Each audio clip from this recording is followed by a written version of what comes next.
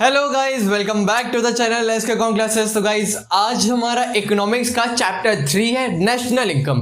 देखो, हमारा चैप्टर जो है बहुत लंबा नाम है इनका, national income and related aggregates some basic concepts.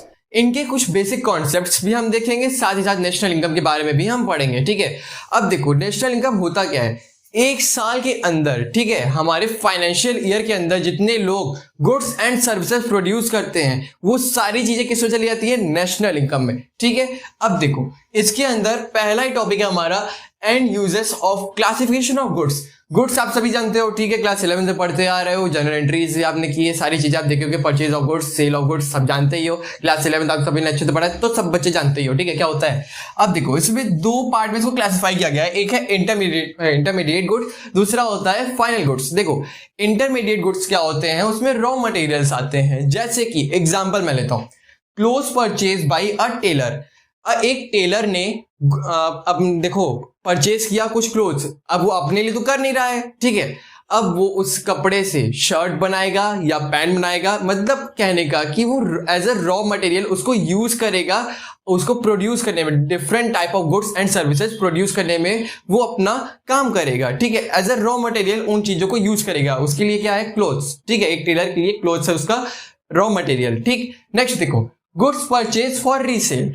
अब देखो उन्होंने अब कपड़ा खरीदा, उससे अपनी सर्विसेज से अब उसको शर्ट बनाया। ठीक है, अब उसको शर्ट बनाने के बाद वो क्या करेगा, उसको रीसेल करेगा। उस कपड़े को उन्होंने खरीदा ही था, अब उस खरीदे कपड़े को अब उसको अपनी सर्विसेज प्रोवाइड कराकर उन्होंने शर्ट बनाया, अब उसको रीसेल पर्पज से यूज करेंगे। देखो जैसे कि एक दूसरा एग्जांपल हम ले लेते हैं, a car purchase by a car dealer. एक कार डीलर ने एक कार खरीदी फॉर रीसेल। ठीक है, उन्होंने रीसेल पर्पज से खरीदा था। ठीक है, कई कार वो खरीद सकते हैं, मानो वो तो ऑडी खरीद लिया, कोई फॉर्च्यूनर ही खरीद लिया, तो अपनी शोरूम बना लिया, तो उनकी मर्जी है ना, वो चाहे जितने कार्स खरीदे। ठीक है, फिर देखो फिर है हमारा फाइनल गुड्स। नेक्स्ट देखो हमारा पॉइंट क्या, पहला कंज्यूमर गुड्स और कैपिटल गुड्स, इसको भी दो पार्ट में क्लासिफाई कर दिया। कंज्यूमर गुड्स क्या होते हैं, यूजर्स देख लो दोनों के। देखो जो कंज्यूमर गुड्स होता है ना, वो कंज्यूमर्स यूज करते हैं, और कैपिटल गुड्स होता है जो प्रोड्यूसर्स यूज करते हैं उसको दोबारा प्रोड्यूस करने के लिए। जैसे कि देखो डायरेक्ट सेटिस्फैक्शन दिया जाता है उनके वांट को, कंज्यूमर के वांट को सबसे पहले रखे थे। हमारे मार्केट में भी हमने पढ़ा, ठीक है, मार्केट सर्विसेज में भी हमने पहले ही पढ़ा था कि हमारे जो कंज्यूमर होते हैं उनको डायरेक्ट सेटिस्फैक्शन, उनकी देखो जरूरी चीज हमारे लिए कि उनकी सेटिस्फैक्शन पे हम फोकस करते हैं, उनकी वांट कंप्लीट करते हैं। ठीक है, तो ये हमारे कंज्यूमर्स होते हैं। उसके बाद प्रोड्यूसर्स के लिए क्या है, further production of goods and services. वो किस लिए यूज करते हैं, फर्दर प्रोडक्शन के लिए। जैसे कि मैंने यहाँ पे एग्जांपल दिया था कि वो क्लोथ्स खरीदे, एक टेलर ने क्लोथ्स खरीदा, अब उससे अपना गुड्स एंड सर्विसेज, अब उसमें देखो अपना सर्विस दिया, उसको शर्ट बनाया, फिर उसको रीसेल पर्पस के लिए यूज किया, उसमें पुनः प्रोडक्शन करते रहे, तो हमारे क्या हो गया, कैपिटल गुड्स। ठीक है, अब देखते हैं बहुत डीपली इंटरमीडिएट गुड्स होते क्या है। तो अब देखो यहाँ पे इंटरमीडिएट गुड्स का डेफिनेशन होता क्या है। देखो सबसे इजी डेफिनेशन आप सभी के लिए मैंने लिख दिया, those goods and services which are used either for resale और फर्दर प्रोडक्शन। वो गुड्स जिसको हम यूज करते हैं अपने रीसेल पर्पस के लिए या फिर फर्दर प्रोडक्शन के लिए, तो वो होता है हमारा इंटरमीडिएट गुड्स। ठीक है, अब देखो उसका अगर ऐसे आप आंसर पॉइंट बना के लिखोगे ना, बहुत अच्छा रहेगा। एक पॉइंट आपका यहां से यहां तक हो गया। दूसरा देखो further processing during the year. आप अपने मेन डेफिनेशन से ही कई सारे पॉइंट क्रिएट कर सकते हो, मैंने ऐसा ही किया है। ठीक है, नेक्स्ट देखो resale during the year by dealer. अब एक डीलर ने उस गुड्स को यूज किया अपने रीसेल पर्पस के लिए, जैसे कि मैंने एग्जांपल पहले दिया था ना कि एक कार डीलर है, उन्होंने कार खरीदे, कई सारे कार खरीद लिए फॉर रीसेल पर्पस। अब उसको ढेर सारे कार तो उन्होंने खरीदे, क्या सभी कार नहीं चलाएंगे क्या, ऐसा तो होता नहीं है। वो खरीदते हैं अपने शोरूम में रखने के लिए कि वहां पे कस्टमर्स आएंगे, उनसे रीसेल पर्पस के लिए उनसे गुड्स खरीदेंगे, उनसे कार खरीदेंगे अपने लिए। ठीक है, तो वो क्या होता है, इंटरमीडिएट गुड्स। तो नेक्स्ट टॉपिक देखिए हमारा फाइनल गुड्स।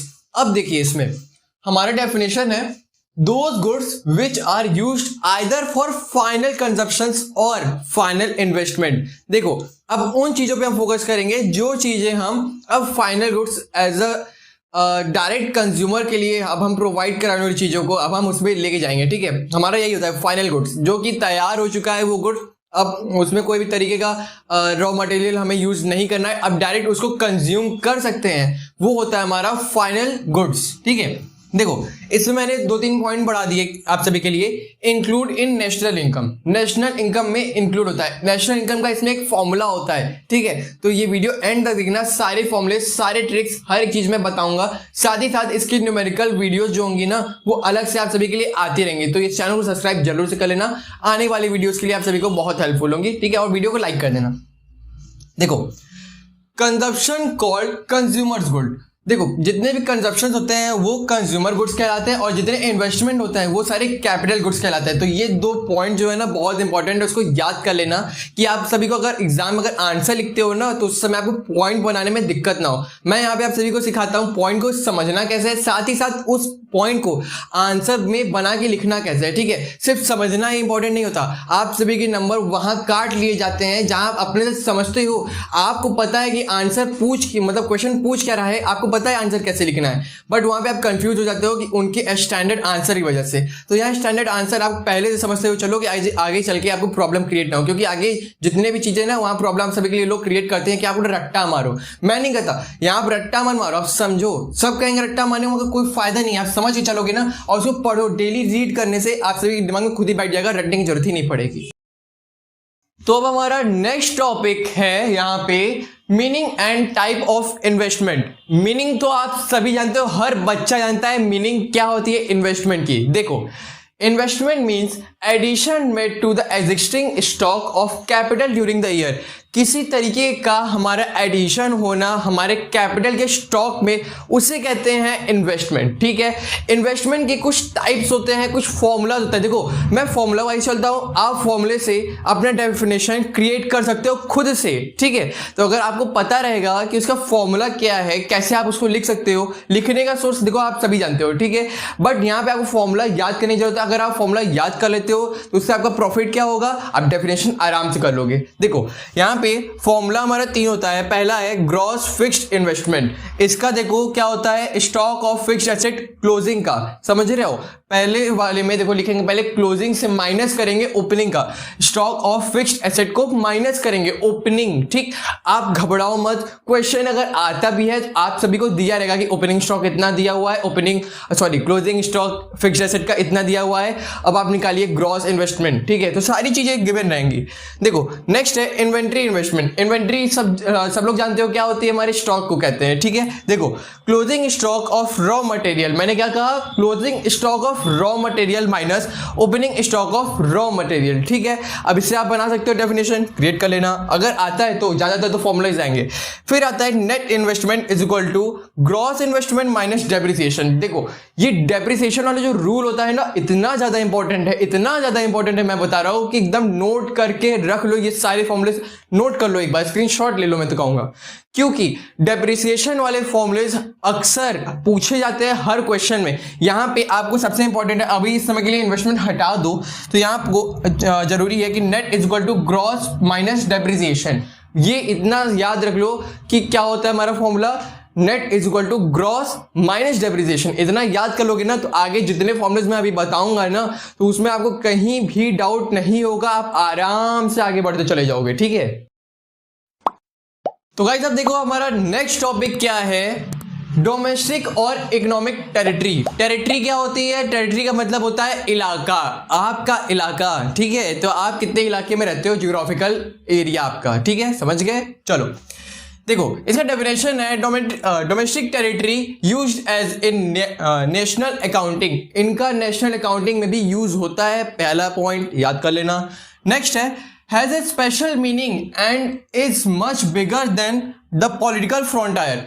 पॉलिटिकल फ्रंटायर आपका होता है ज्योग्राफिकल एरिया, ठीक है, उससे काफी बड़े एरिया में, मतलब आप इंडिया में रहते हो मगर आपका काम देखो और लार्ज होता है, आप पूरे वर्ल्ड में काम करते हो, ठीक है। जैसे कि बहुत लोग होते हैं जो जाते हैं बाहर के स्टेट्स में बाहर की कंट्री में काम करते हैं, है ना, तो वैसे, ठीक। देखो उसका एग्जाम्पल है ships and aircraft operated by a resident between 2 or more countries आप किसी दो कंट्रीज के हेल्प के लिए आप ऑपरेट करते हो अपने खुद के, अपने कंट्री के, अपने रेसिडेंट के, ठीक है, वहाँ के शिप्स और एयरक्राफ्ट्स को। जैसे कि आप हो गया एग्जांपल मैं ले लूँ तो सिंगापुर, जापान या ऐसे ही आसपास के कंट्रीज में आप अपनी चीज़ें अपने हेल्प के लिए, सॉरी उनके हेल्प के लिए आप भेजते हो, ठीक है। तो ये हो गया। Next, Indian military forces send to the maintain a peace in Syria, ठीक है। जैसे कि कहीं पे बहुत ज़्यादा लड़ाई झगड़ा हो रहा है दूसरी कंट्री में, तो आपने खुद हेल्प के लिए जाते हो। जैसे वर्ल्ड वॉर में होता था ना, कई कंट्रीज एक साथ जुड़ जाती थी, तो वैसे ही, ठीक है। तो ये भी एक एग्जांपल हो गया इसका। और बाकी देखते हैं हम आगे, लगातार देखते रहेंगे कैसे कैसे एग्जांपल्स हमें मिलते रहेंगे नेक्स्ट टॉपिक्स के। तो गाइस अब हमारा नेक्स्ट टॉपिक है फैक्टर कॉस्ट। फैक्टर कॉस्ट होती क्या है? सबसे पहले डेफिनेशन के पहले इतना जान लो, आपके जितने भी एसेट्स है उसके ऊपर जितने भी उसके प्रोडक्टिविटी में, जितने भी काम में जितने भी कॉस्ट लगते हैं ना, उसी को कहते हैं फैक्टर कॉस्ट। जैसे कि रेंट, वेजेस, बहुत सारी चीजें आती हैं। देखो एग्जांपल के तौर पे मैं पहले डेफिनेशन पढ़ता हूँ। Factor cost refer to the all factors payment made by the production unit, ध्यान से सुनना, made by the production unit, bracket में मैंने लिख भी दिया है firm, to the factor of production. Factor of production जैसे मैंने कहा था पहले आप सभी को ना, तो समझ गए। देखो फिर उसका एग्जांपल देखो, फैक्टर प्रोडक्शन कैसे होता है? लैंड में या फिर लेबर की वजह से या कैपिटल पे, ठीक है। For rendering productive services in the production of goods and services. Goods and services produce करने में जो कॉस्ट लगता है उसी को कहते हैं फैक्टर कॉस्ट, ठीक है। हमारे जो जो एसेट होते हैं उनके ऊपर लगता है, जैसे लैंड, लेबर, इन लोगों को पे करते हैं ना, सीधी सीधी बात है, जो पे करते हैं वही होता है हमारा फैक्टर कॉस्ट, ठीक है। जैसे कि मैंने बताया रेंट हो गया, और क्या होता है हमारा, सोचो क्या होता है, वेजेस होता है, और जितने एग्जाम्पल्स आप सभी मुझे बताते रहो। और साथ ही साथ मैं आप सभी को एक छोटा सा यहाँ पे होमवर्क देना चाहता हूँ, यहाँ देख लो, यहां मुझे आप सभी कमेंट करके जरूर बताना इसका आंसर, ठीक है। तो नेक्स्ट टॉपिक है हमारा यहाँ पे एमपी, मतलब कि मार्केट प्राइस। नाम से क्लियर हो रहा है कि मार्केट प्राइस पे जो चीजें, जो कमोडिटी, जो भी सामान हम बेचते हैं, ठीक है। देखो डेफिनेशन पढ़ लेते हैं। It is a price at which a commodity is sold to the market. Market में जिस प्राइस पे बेचते हैं, ठीक है, वो होता है मार्केट प्राइस, ठीक है।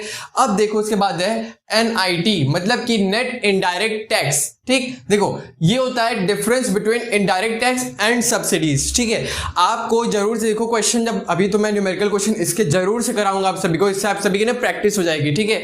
तो इस क्वेश्चन में आपको रहेगा ऐसे कि सब्सिडीज दे देगा और डायरेक्ट टैक्स दे देगा, ठीक है, ये वाले सॉरी इनडायरेक्ट टैक्स और सब्सिडीज दे देगा, दो चीज दे देगा। आपको निकालने को कह देगा NIT निकालिए, तो आप उस दोनों के बीच का डिफरेंस निकालोगे तो NIT आ जाएगा, ठीक है। उसके साथ साथ इसका डेफिनेशन है, these taxes raise the price of goods and services produce. जो भी हम गुड्स और सर्विसेज प्रोड्यूस करते हैं उस प्राइस को रेज करने में हेल्प करता है, ठीक है। और इन तीनों का FC, MP और NIT का मिला के एक फॉर्मूला क्रिएट होता है, वो है MP is equal to FC plus NIT। बहुत ही ज्यादा इंपॉर्टेंट फॉर्मूला है आप सभी के लिए। जब भी आप न्यूमेरिकल क्वेश्चन सॉल्व करोगे, ये सारे फॉर्मूले जो मैं शुरू से बता रहा हूँ, सारे फॉर्मूले को नोट कर दो चला। अगर आप नहीं भी कर रहे हो तो कोई बात नहीं, आप सभी के लिए हर एक वीडियो में अलग से बना दूंगा फॉर्मूले वाले में भी। अभी तो बहुत सारी चीजें हैं इस चैप्टर में आप सभी को सिखाने को।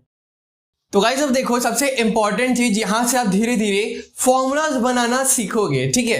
तो ये देखो यहां पे हमारा टॉपिक है डोमेस्टिक इनकम। इसको हम और क्या कहते हैं? NDP-FC। NDP-FC क्या होता है? Net domestic product at factor cost. Factor cost मैंने बताया था ना, बस वैसा ही आगे चलेंगे, ठीक है। तो डोमेस्टिक इनकम हमारा होता क्या है? यहाँ पे हमारे इसके 3 कंपोनेंट्स होते हैं। पहला है कंपनसेशन ऑफ एम्प्लॉय, COE। दूसरा होता है हमारा ऑपरेटिंग सरप्लस, OS। तीसरा होता है मिक्स्ड इनकम, MI, ठीक है। देखो तो यहाँ पे हमारे पहले वाले में कौन कौन सी चीजें ऐड होती हैं, देख लो यहाँ पे। It consist of wages and salaries in cash.